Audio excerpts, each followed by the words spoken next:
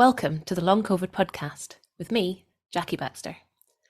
I am really excited to bring you today's episode. Please do check out the links in the show notes where you can find the podcast website, social media and support group, as well as a link to buy me a coffee if you are able.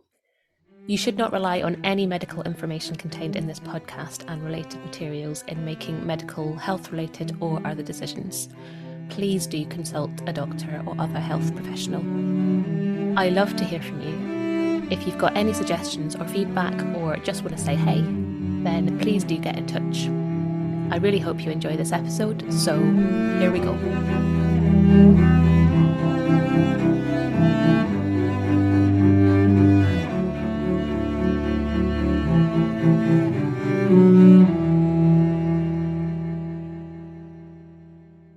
So this is hopefully a relatively short episode where I thought I'd do a bit of a recap of the last 6 months or so for me, because I feel like I've learned quite a lot in this time, but also as we approach the end of the year, it does often tend to be a time for reflection, and I can hardly believe that we're nearly done with 2022. I'm not even sure how that happened.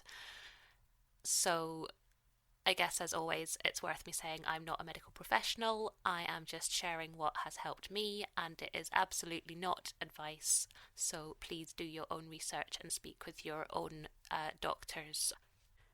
I also think it's really important to remember that everyone's experience is going to be different.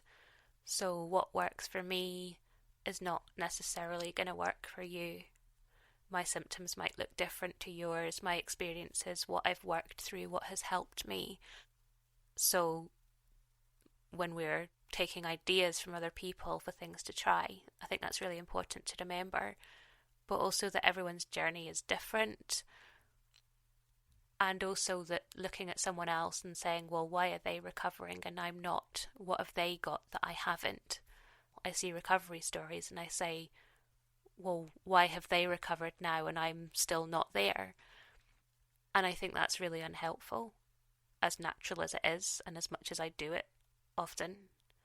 So I'm not quite sure what I'm trying to say here, but I think trying not to judge yourselves too much and not to judge others too much and not to try to compare things too much, maybe.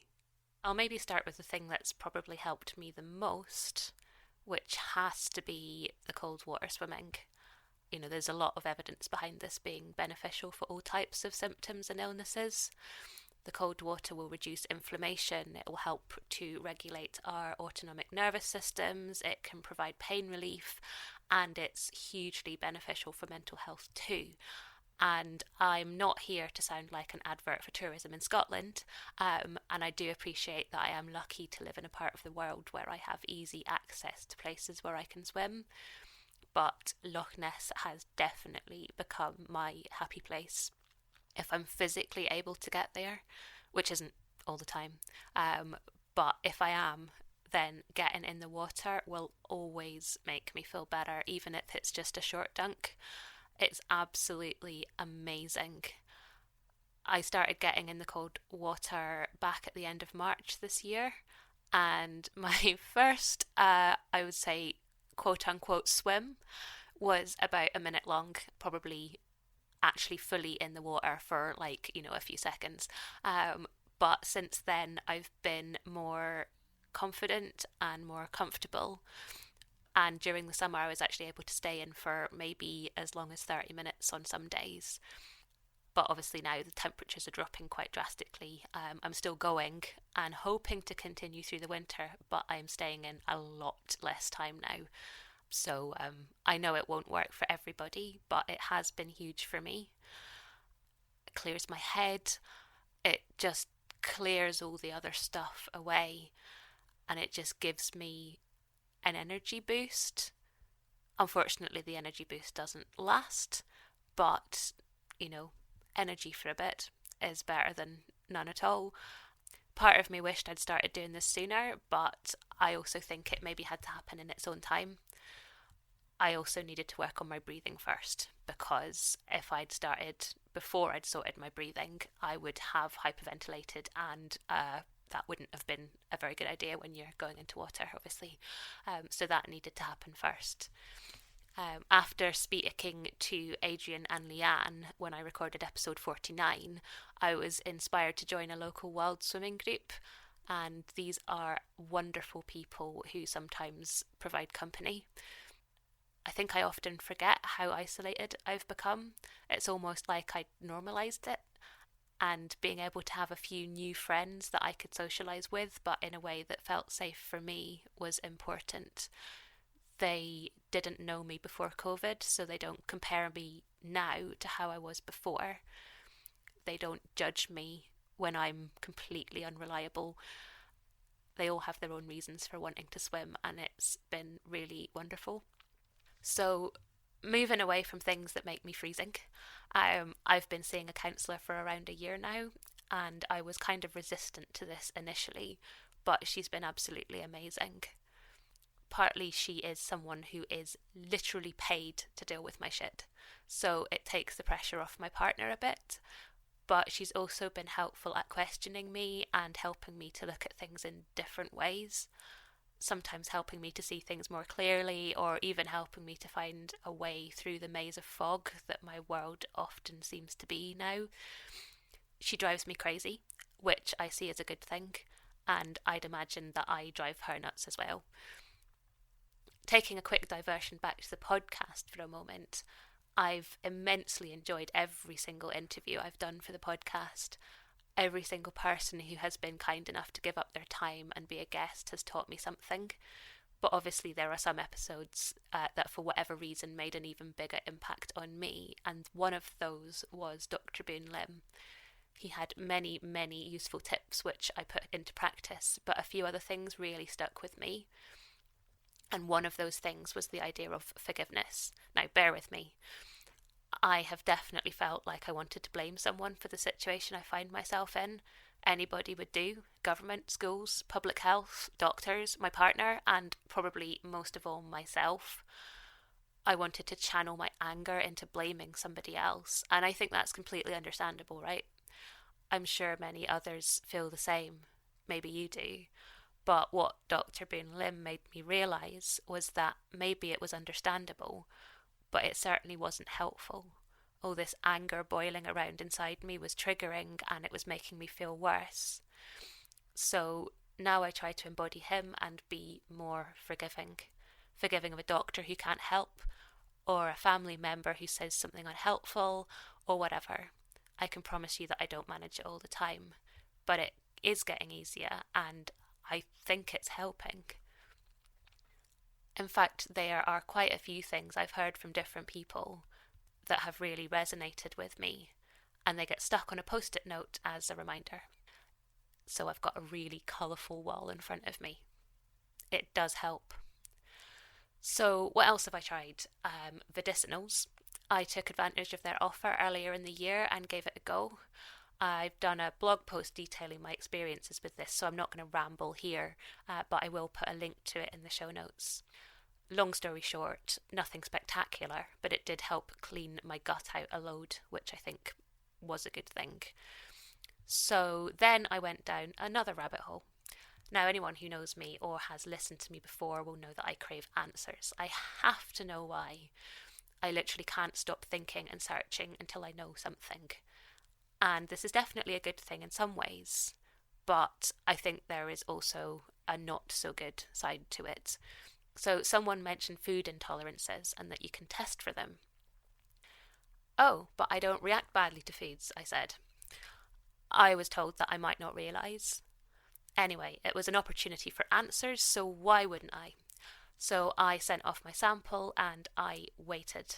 I'll drop a link to the test I did in the show notes, although I think it will probably only work if you're in the UK, but just if anyone is interested. So I was so surprised to get my results, which told me I had a lot of intolerances. So I began my diet of cutting out cow's milk, eggs, wheat, and a few other things that were particularly annoying. The first few weeks were torture. I felt awful. I hated soya. I couldn't have easy meals. Everything had to be cooked from scratch. But it did get easier, and eventually my 12 weeks were up. Did I feel any different? No, not really. Of course, it's hard to tell with the roller coaster of long COVID symptoms. Perhaps my gut felt very slightly better, but nothing really noticeable. So I thought, fabulous, let's have a nice cup of tea with milk because that was one of the things I had missed the most, which is horribly British. But oh my goodness, the carnage that that milk caused, unlike anything I'd ever felt. Had I made things worse by searching for answers? Or maybe I had just gone in a bit too hard and fast? The jury is still out on that one.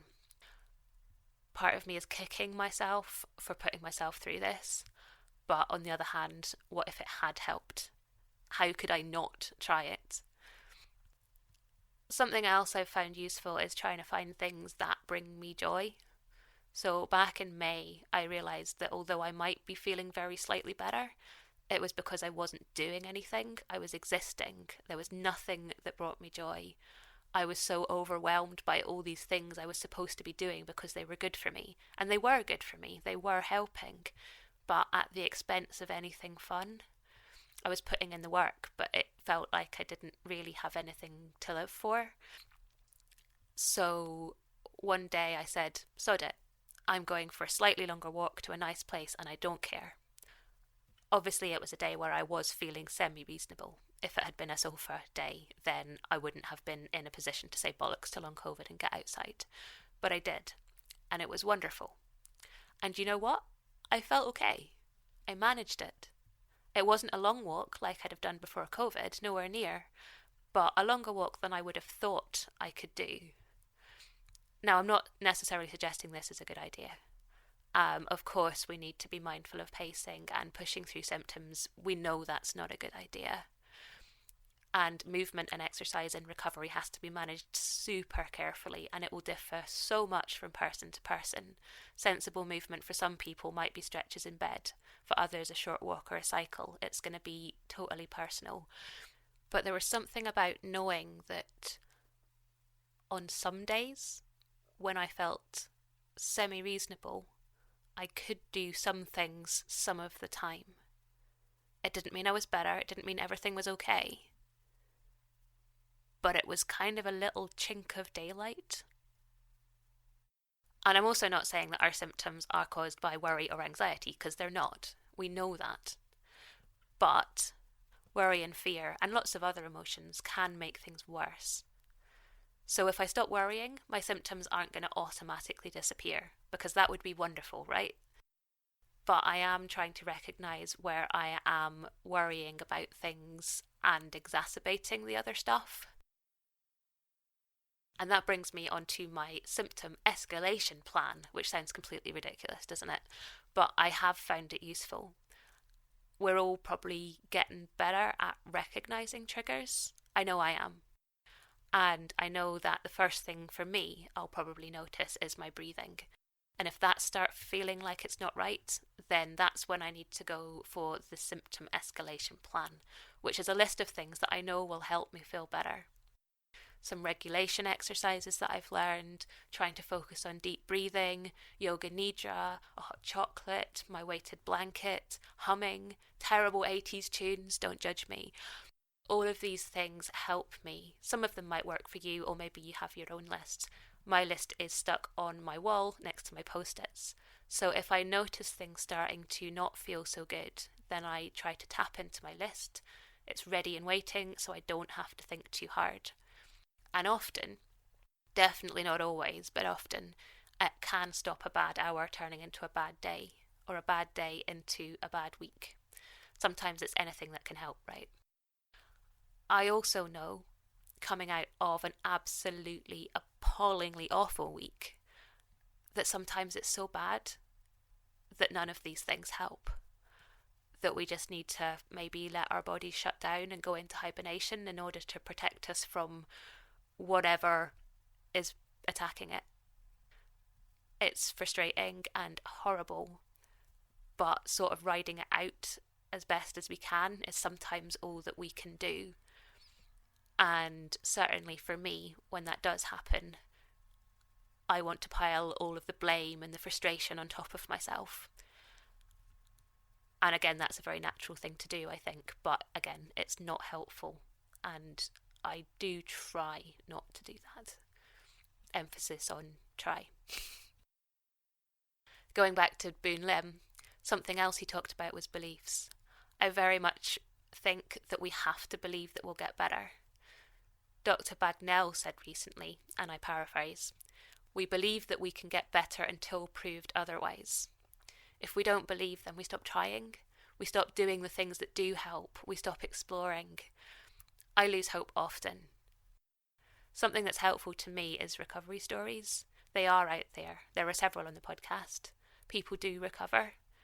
I fully plan to, until proved otherwise. This experience over the last 2.5 years and counting has opened my eyes to a lot of things, some wonderful things and some terrible things. I've learned some lessons which I'll probably be grateful for one day, but I think it might be a bit too soon at the moment. I've met some truly wonderful people, and I guess this has maybe taught me to try to be open-minded about everything. Why do I believe what I believe? Why am I resistant to trying something?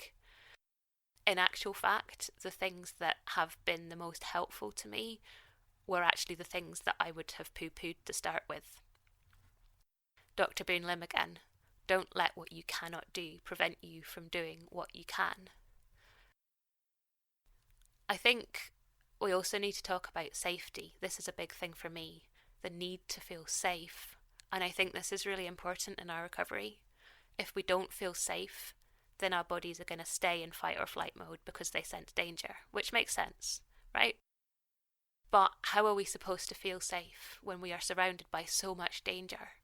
I'm not even just talking COVID here. Just a quick flick through the news is enough to make us feel a very long way from safe.